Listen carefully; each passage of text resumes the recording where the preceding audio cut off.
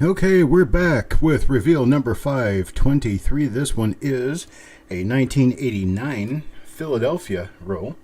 1989 Philadelphia Lincoln Cent roll. Let's see what we can find in here. Recently opened a sealed bag and found 3 different double die obverses.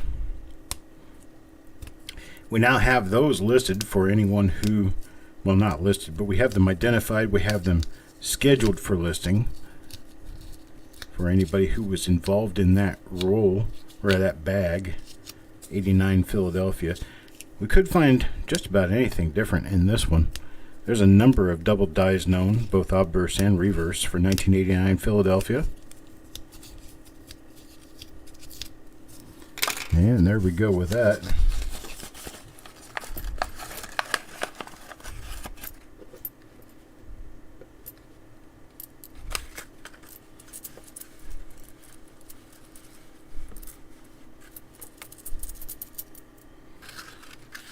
All right, here we go.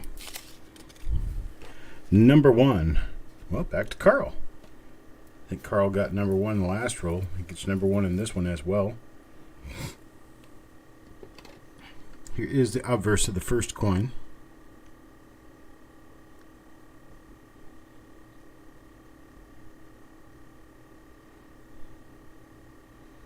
Not seeing a double die obverse here. Move on to the reverse side. There's that very well defined lower serif on the G. That is normal for 1989. This is what you'd be looking for on 1988. Now, it has been reported that some 1989s also have the 1988 reverse, so we do have to keep watching to be sure we don't run into any that do not have this very well defined serif at the bottom of the G. That would make it a rather valuable error.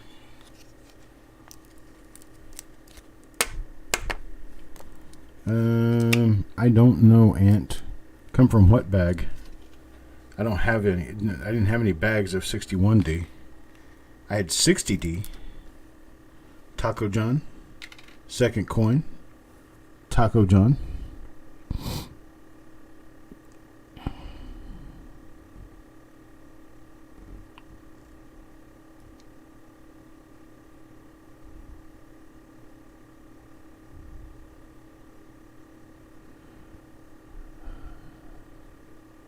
I personally haven't seen any of the transitional coins. I haven't seen any of them because I, frankly, would just have to admit that I don't care about them.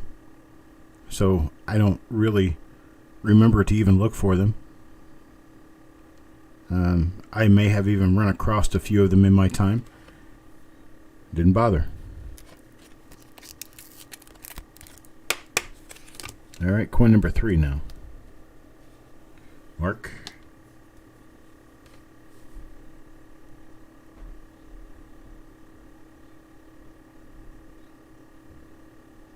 Mayhaps a chance at a very, very minor double die obverse here that would not be listable because of how minor it would be. There is some chance this could be one, though.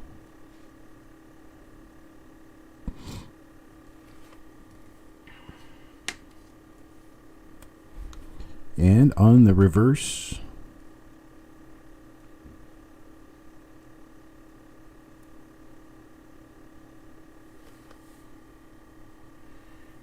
we have nothing on the reverse. Yes, I know transitional coins matter, but it's just like the brass coins. It's just ones I've never really picked up on doing much about. The yellowish colored brass coins that were mostly touted by Ken Potter and put out on the market, and now a lot of people care about them as brass planchet coins, which they aren't. They're actually zinc planchets, and they're coated in a brass, kind of like a brass coating. So brass plated is what Ken Potter was calling them. That's what they are. I've never had any interest in those because I can't tell the difference between those and normal coins. They all look the same to me. Richard? I have no hope of being able to look at a coin and tell you it's yellow instead of red.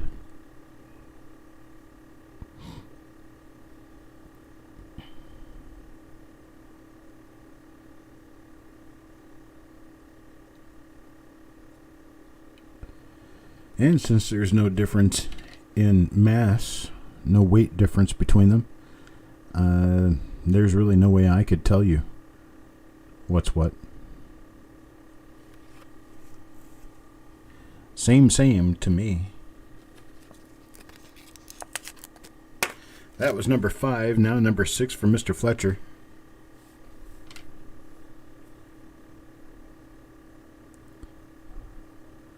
So I'm going to turn up another dud here. It doesn't start producing quickly.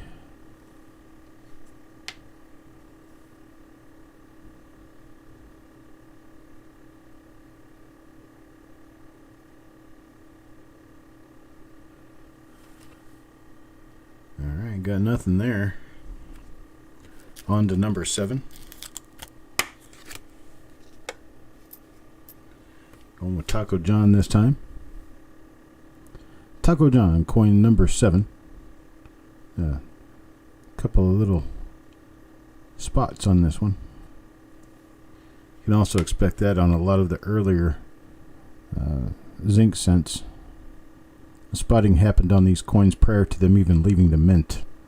They don't have to be stored to develop spots like this. This is just something that was kind of a destined cause for these coins. Prime obsolescence, I would guess. They're trying to make them go away so they can keep making them.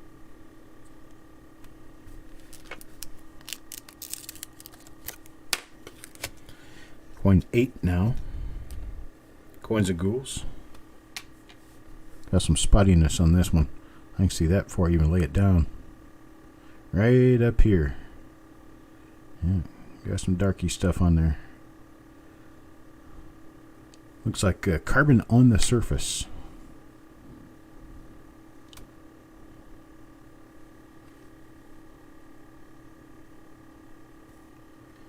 Alright. Nothing on that one. That's coin 8.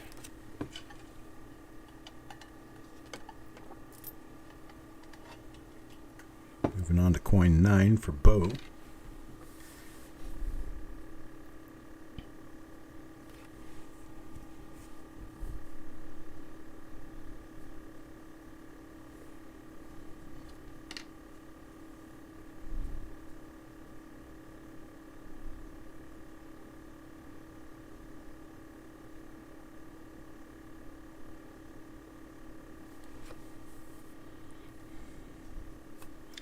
Nothing. I've heard, I don't know if you guys know about this, but there's also another touted error that used to be a gradable thing by, I think it was AccuGrade, and I think even NX got into it, but it was missing initials, missing obverse initials on the 1989. This is where you would find them. And if they're not there, supposedly it has value, but I don't know anybody even follows that anymore. Some of these things end up kicking up and making a big storm, and they never go away. And then others, they come up, and within 6 months, it's like nobody ever heard of them existing. We had a really big one in 1997 that I thought was going to catch on and keep on the market. They were actually 97 and 98 and even 99 Philadelphia Mint Lincoln cents that actually had the remnants of a mint mark below the date. We called those the phantom mint mark coins. And they still exist. They're still out there. But they never caught on with the mainstream market. So they were kind of forgotten about in the variety and error stream. And I still think they're quite interesting.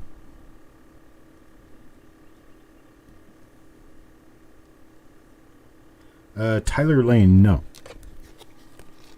The ones I have came from a different source. That's not saying that there is not double dies in them. That's just saying that they are not known to have double dies. So they could be either. But the likelihood is they do not.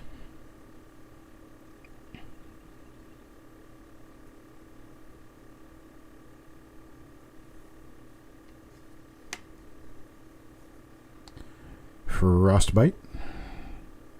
Now pick up this coin. It's unfortunately a normal coin here.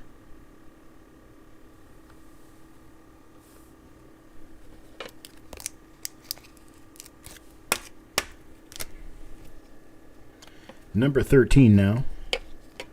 Mickey. Of course, we are up to 34 minutes after the hour at this point. At 34 minutes after the hour, I kind of doubt that we're going to be able to make it to the next reveal by 5:45. So, may take us a little while to get to the next reveal, but we will have it prior to the auction today. Plan on having 3 of this past week's reveals finished before the auction today. Then I'll do the 4th tomorrow morning. The nickel proof pull show that we will be doing this week, that we will be having at the auction this evening, will be held tomorrow evening, Wednesday evening. That's because Thursday we're going to be doing a pack and ship day. Get everything packed up and shipped out. And I don't want to have straggling items.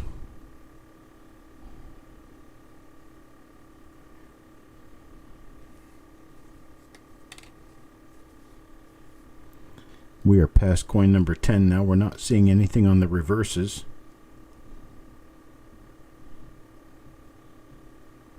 And so for the purpose of brevity of this show, we are going to stop looking at reverses at this point and scoop the obverses up and take a look. Mickey says he's ready. Mickey, we got other things to do too. Get that wood out of the way. Figure out what to do with it anyway. So I'm going to get most of the stuff ready to pack tomorrow. Tomorrow morning. Get most of them ready to pack, get them in boxes. That way Thursday all we have to do is finish packing them up, get the postage on them, and take them to the post office. Then we can come back and play with that tree. Try to get that tree taken care of. Anybody needs any hickory chips? I have lots of them. I look for a way to turn my tree into hickory chips. It's a big old hickory tree. Came down in the yard prior to my even living here. I don't know how long ago it came down, but quite a while ago. A lot of it's rotten, but the center of it is still good. The heart of the wood is still good. And would probably do well to make some hickory chips for hickory smoked barbecue.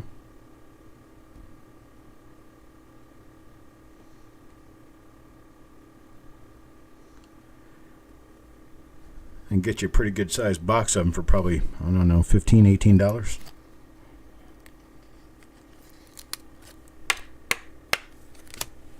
Number 17 now. Number 17 goes to Frostbite. This would be Eastern Carolina hickory. The good kind.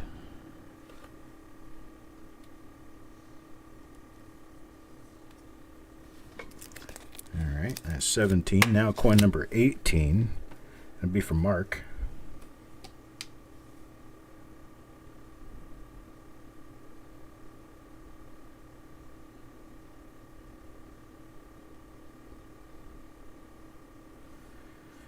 Alright, now number 19.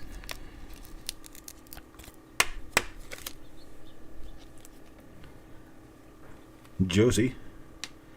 I plan on probably keeping 50 pounds or so of that hickory wood for my own barbecue. As soon as I can figure out how to use this electric smoker I've got. Put some real smoke wood in it.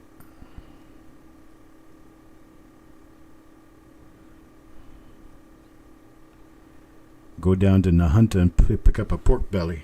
Make my own bacon. That's what I'm talking about.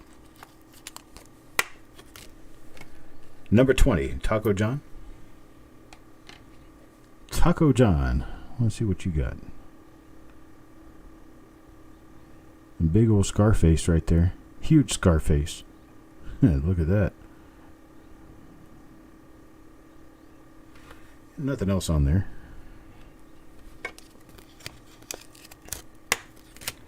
Coin 21 for Parvis.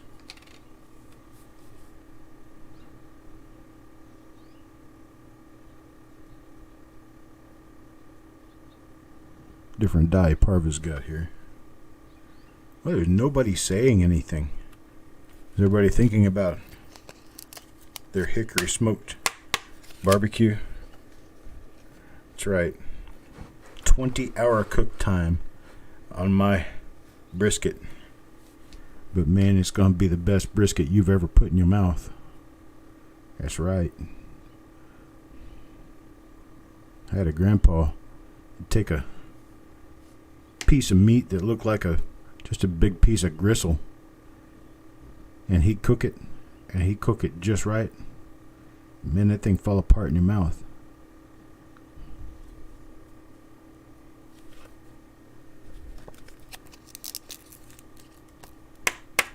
Especially when that bacon is home smoked. Turns real good when it's home smoked.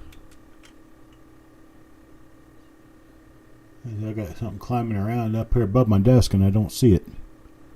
Okay. Sound like a big old bug crawling around up there. They leave the door open downstairs. And whatever critters come in the house come straight up to my office. It's like a given rule. You go up. Whatever it takes, go up. So I'm sitting in here doing my own business, just doing my thing, and a wasp flies up in the office. I get stink bugs, I get wasp, I get all kinds of things decide they just want to come up and pay me a visit. Sometimes in the evening times I get mosquitoes in here. I'm like, come on, Mama, we ain't living in a barn, close the door. All right, Mark. Mark.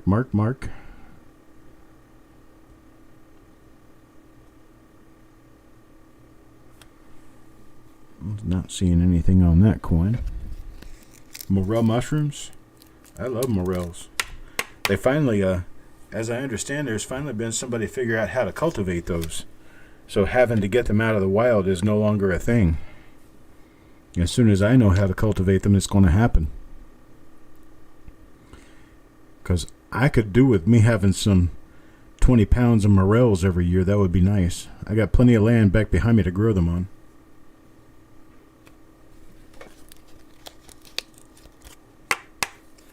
I even have a north-facing slope, which I understand helps. But I'll do whatever it takes to get me some good ones. Morel, man. Morel is great. I only pick 500 this year, and you usually get 1,000. You know, Tyler, nobody likes a show-off.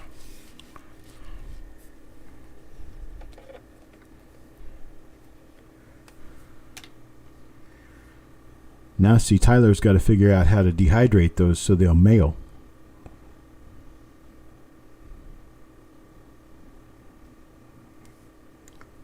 Can't put them in the mail if they're still wet. You got to dehydrate them.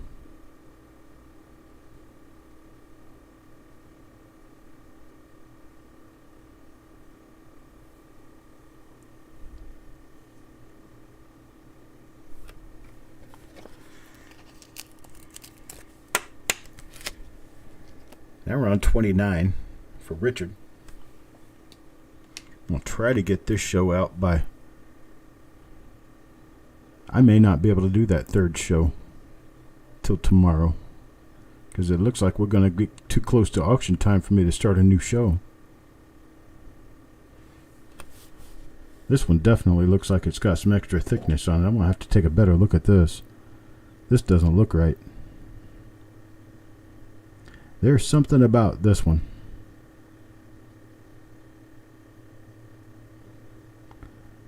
I don't see anything other than a little bit of extra thickness, though. I don't see any notching.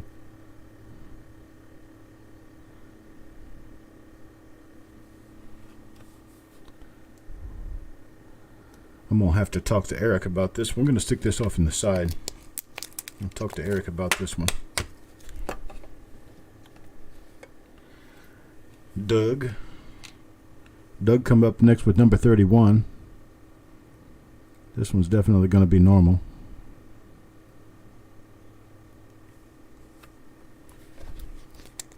Oh, sorry, that was number 30. Now number 31. 31 goes to Mr. Chuck.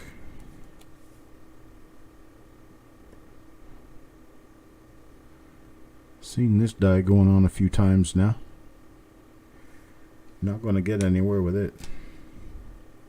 It's going to be a flat tire,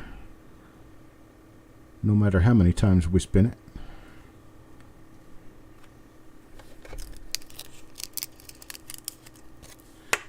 Run. 32 now. Malcolm. Run. We've got 1989.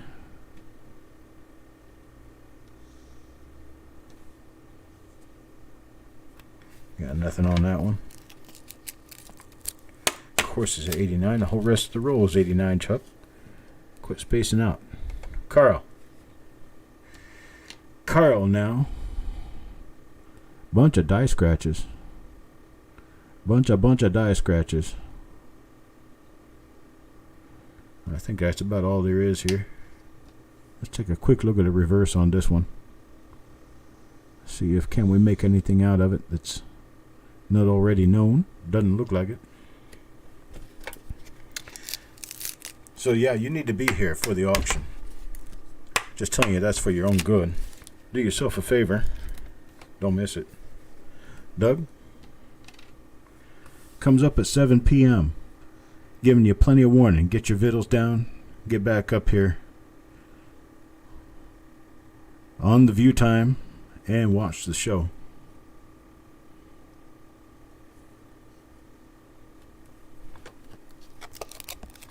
If you're not already registered to bid, I'm going to say to vote. If you're not registered to vote, if you're not registered to bid, it's not hard to do. It's free. I don't do anything to you except remind you of upcoming auctions via email. You just send me an email with your YouTube username, your real name, and your email address to coppercoinspayments@gmail.com.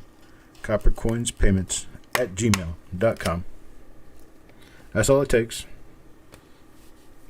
If any of the 19 people I have out there watching right now don't happen to already be actively registered, now is the time to do it, not during the auction. I like moving along rather quickly with the auction. Now here in the relatively near future, I'm going to change the minimum bid increments. We're going to start them at 50 cents, go up to $1, then to $2,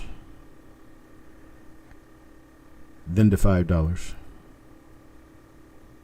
And the $2 range will be from 20 to 40. Then it'll be $5 from 45 on up. Just to make things run just a little more quickly. We've got Parviz here now. Parviz got himself a nicely die scratched obverse with, well, no special purpose at all. Looks pretty. Not much else to it though. That's number 38. Now number 39. I guess we will have to wait. I'm going to have to reschedule that third show. We don't have time to do it,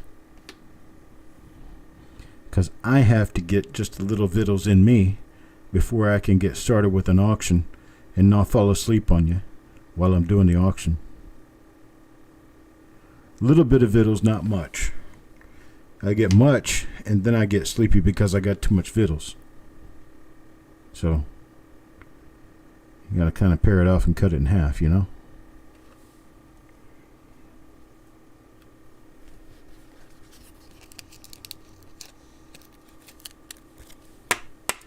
That's nice, Doug. Nice struck throughs are always fun to find. I like those things. We have a number of nice batch lot things going up tonight. Not going to be a whole lot of rolls, but there will be some baggies and bags and boxes of coins. Mickey don't got nothing on the obverse right there. Not that I can see. So we're going to move on. Coin number 42 now. Number 42, Cookie.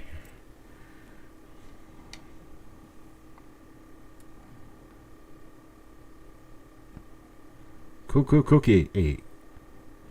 Here we go.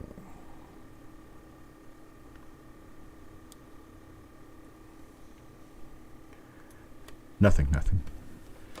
No fines. No fines today.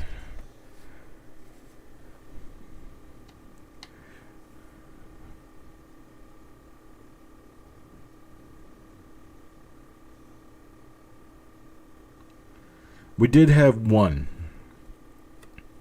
Could possibly be a double die reverse coming out of this 1989 roll. We have a little bit of extra thickness as it appears, showing up on the periphery of the reverse. Could be a minor double die reverse. If so, we're going to have to find the rest of them in the roll.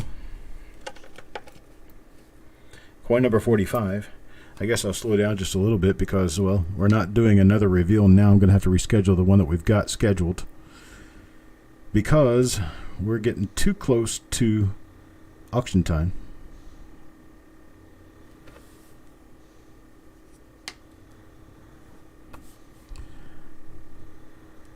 So if any of you boys and girls who have not yet participated in the auction want to participate, be sure you get me an email sent to coppercoinspayments@gmail.com. coppercoinspayments@gmail.com. Here's number 46 now, Mr. Worley.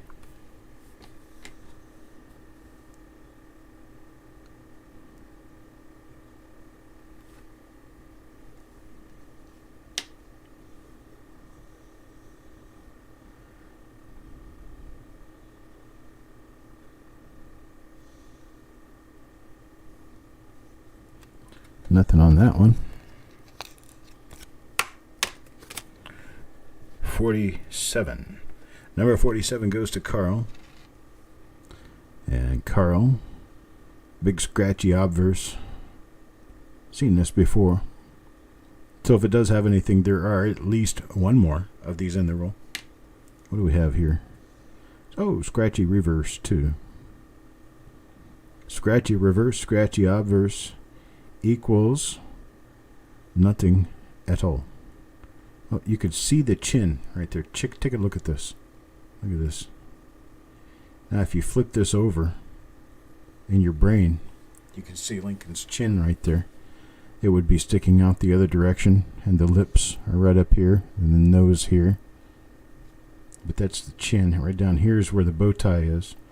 And then over here, you can see the back of his neck, right? So if you could see the Y of Liberty, it would be somewhere out here. That's kind of neat. Big old die clash. You can even see part of the bottom of the 9 in the date. Right there. Nice. Heck of a clash. 48 now. Parvis. Parvis on coin number 48. Let's see what it is.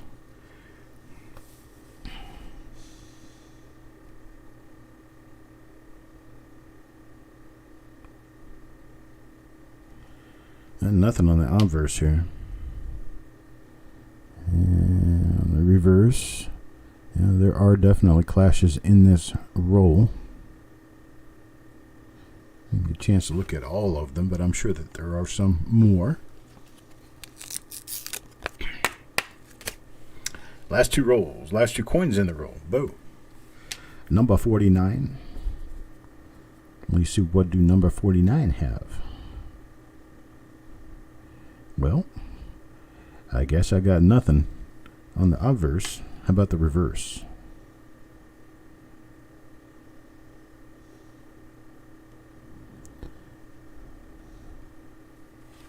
Got nothing there either.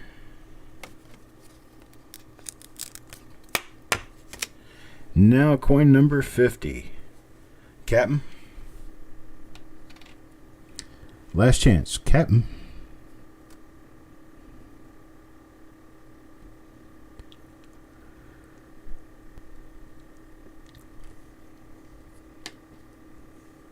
A little bit of toning on the obverse there. Looks like we do have a little bit of a clash, maybe. Nope, can't see it. Thought I had a little bit of a clash, maybe. And nothing else. Well, that makes it for this roll. Got nothing left. Just that, we're too closely along. I won't have time to eat plus get ready for the auction. I've only got an hour, so be here in 1 hour ready for that auction because it's going to be a good one. I tell you what. All right, folks. Have a great one. I'll see you at 7 p.m. right here on this channel. Be well.